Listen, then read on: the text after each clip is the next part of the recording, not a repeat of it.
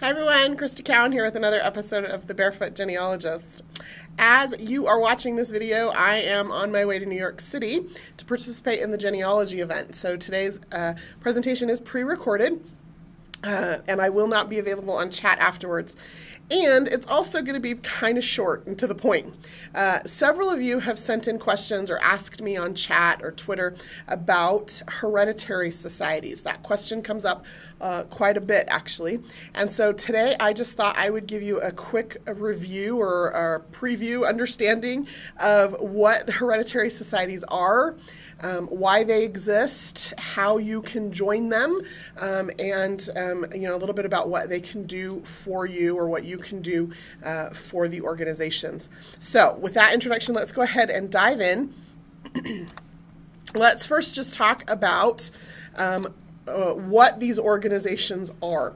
Hereditary societies are organizations that recognize descent from a specific person or group of people. So once we start going through the list of the different hereditary societies, that might make a little bit more sense. But basically, you can belong to a hereditary society if you fit the criteria of having a specific person or a specific group of people as your ancestors. Okay? Now, why do these societies exist? There's a few reasons, and every organization has, usually their own mission statement or their own purpose why they were created and their own things that they are involved in. And so I would strongly encourage you, if you find a society that you're interested in joining, that you check out their website, talk to somebody in the organization, see what their purpose is, and see if it aligns with the things that you're interested in. But here are just a few of the reasons that are a little more universal to a lot of the organizations. The main reason why most of these organizations exist is because they want to honor a specific person. For example, Charlemagne, or William Brewster, or William Penn, or whatever, okay? Or a specific group of people, descendants of, the Mayflower, or descendants of people who served in the Revolutionary War, or descendants of the first families of Oregon, right? Whatever, okay? So they want to honor a specific person or group of people for a specific contribution, and then honor that memory or keep that memory alive of who they were and what they did. Another purpose that's often stated for some of these organizations is that they want to promote fellowship among people who have a common history. So you and I might not be related,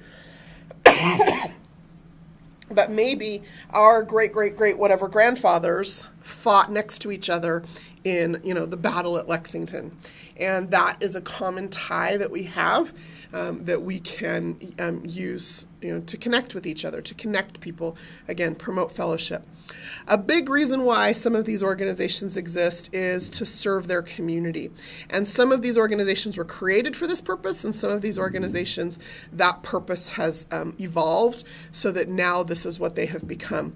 A lot of the organizations offer scholarships, and so the money they collect and the money that they raise goes to scholarships for children of particular descendants. A lot of them promote patriotism or civic pride in a particular group of people. So again, I'll go back to the two big hereditary societies here in the U.S., which are the Daughters of the American Revolution and the Sons of the American Revolution. These are a women's and men's organization, respectively. They are specifically designed for men and for women and men, right? Daughters are women, sons are men. Your ancestor who fought in the Revolutionary War could be either, okay? So it's not based on the gender of your ancestor, it's based on your gender. And so this organization promotes patriotism specifically as it relates to the American War of Independence. They also promote preservation of history, the history of the United States.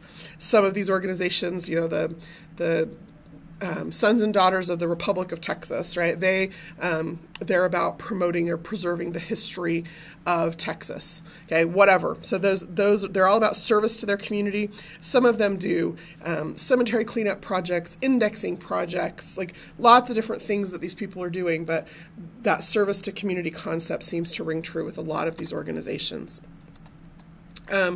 Now, let's talk about who some of these people are. There is a website that has one of the most comprehensive lists I've seen. Their URL is hereditary.us. Okay, so it is going to be mostly United States hereditary societies. However, with that said, there are hereditary societies that in the U.S. that have U.S. chapters or even are based out of the U.S. that are for European and other honoring ancestors from European countries or groups of ancestors from those countries. So, for example, here's the list, hereditary.us. You just come here and click on the complete society list.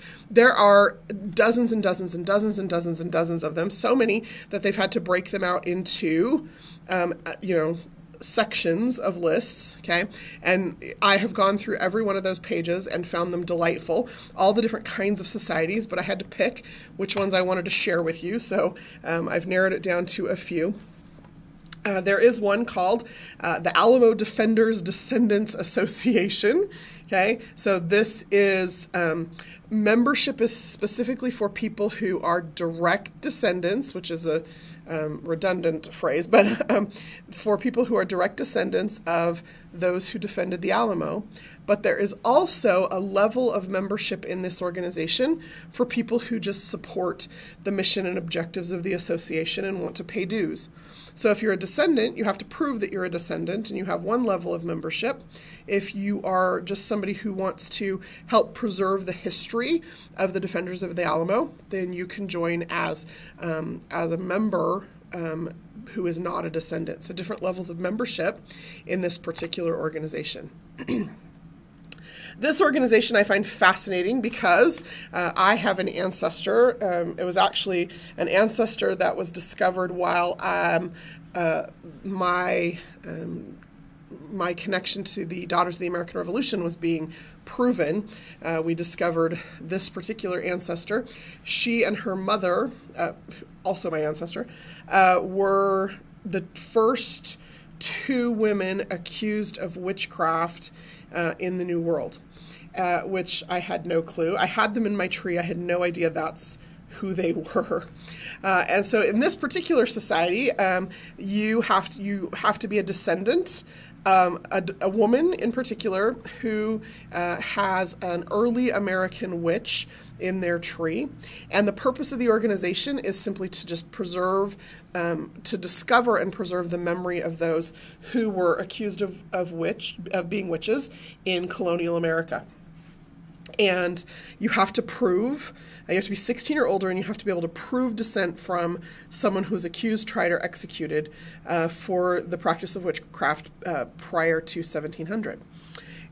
Interestingly enough, participation in this particular organization is by invitation only. So you cannot just apply. You can't approach them about application. They will invite you to participate if they so choose. Now, I have seen them, I believe, at some various genealogical conferences. So there are members of this society out in the genealogy community that you might want to talk to or learn more about that particular organization. There are societies specifically for children, actually a surprisingly large number of them. Typically they're for children under the age of 18. Some of them start at 13, so they're for teenagers. Some of them start as young as the age of 8. Again, part of the purpose of these organizations is to promote community or civic pride, and so they get engaged or involved in service projects. Very, very, very often these organizations also have scholarships available. So in this case, this is the Children of the Confederacy. If you can prove that your ancestor fought and was honorably discharged or killed as serving as part of the Confederacy, you can become a member of this particular society, and they have some great service projects and causes that they're working on, and it's just a really great organization. And so you have all of these different kinds of Children of the Confederacy, Children of the Union, Children of different state organizations have a children's division. So your teenagers can get involved in that, learn a little bit more about history, learn more about preserving the history of that particular group of ancestors, and possibly even have some scholarship opportunities. Couple more colonial dames of America. This organization was founded in 1890. It's an international association, but it's specifically about people who had prominent ancestors in positions of leadership in the 13 colonies before the U.S. War of Independence, before the Revolutionary War. And so you prove your, again, you have to prove with documentation, you have to prove your descendancy from one of these leaders in the 13 colonies, and then you can join this organization. And they do scholarships to organizations, so not to individuals, but they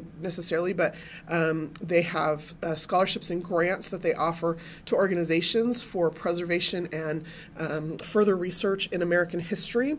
And some of their scholarships are for grad students, so not for the undergrads, but specifically for grad students. So just again, lots of things that these organizations are doing in their communities to help promote and preserve the history of the people that they are honoring.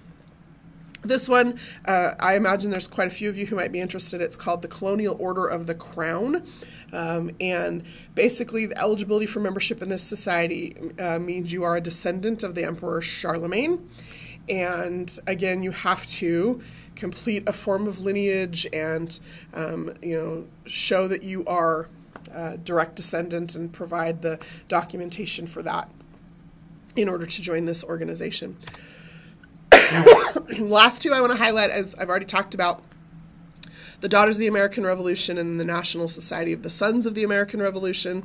So the SAR and the DAR. Ancestry actually has records from both of these organizations available on our website. They are both really old organizations, and again, you have to prove lineage. And so we end up with these packets of documentation of people who have proven their lineage back to a Revolutionary War soldier or supporter. And we have some of that documentation available for both organizations online.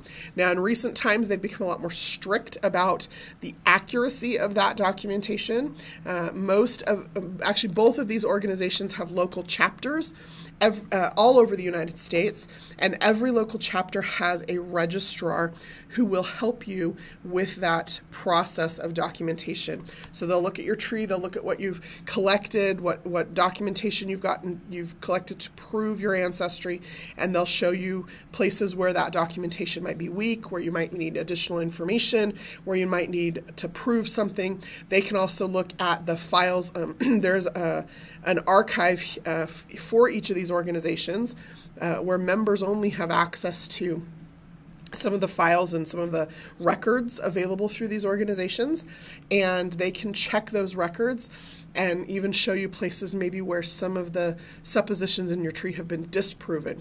So even whether you intend to join these societies or not, sometimes it is beneficial just to go through the process, because it helps you see where the weaknesses are in your research. It helps you see where you may have come to incorrect conclusions. It's just another opportunity for another set of eyes on your research, so that you can make sure that you're climbing your own family tree and not someone else's. So finally, just a couple of notes on how you join these organizations. Almost all of them require some form of dues. Sometimes those dues are as little as $10 a year. Sometimes they're upwards of $100 a year. Sometimes they provide magazines or publications or regular communication. Sometimes it's access to databases of records that they only have access to. There's there are resources that they have available, as well as the scholarships and the community service projects and things that those dues go to pay for. Some organizations, that's all they require. Okay, many organizations also require that you prove your lineage to that particular ancestor or that particular group of people. And some provide genealogists or genealogy assistants to help walk you through that process.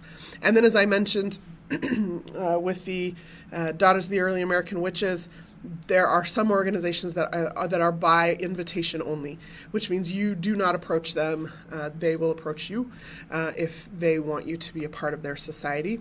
But sometimes it's useful just to know that they're out there and that they exist, and to try to see who you can find in your tree that might fit into that particular category. Certainly it's fun just to note any of these people in our tree. All of our ancestors were significant in their own way, and sometimes there's a society to honor that, and sometimes there's not. Oftentimes I've wondered if I need to create a society for early Kentucky farmers, but I didn't check the list thoroughly enough. There may already be a society that honors those people. But all of our ancestors, did something. If nothing else, they had a child, and that child married someone and had a child who, ultimately led to you. So we want to honor all of our ancestors, but this is just a particular way that some people have chosen to honor particular ancestors who did things of note or were at a pivotal period in history, and to keep that history alive and the information preserved, and make sure that other people know about that period of time and those particular people. So that's the purpose of hereditary societies, where you can go to learn more about them. Again, that website is hereditary.us. That is all I have prepared for you today. If you have any questions or comments, just a reminder, I will not be on chat immediately following our regularly scheduled presentation.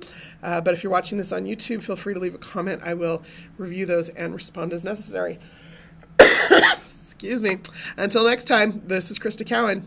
Have fun climbing your family tree.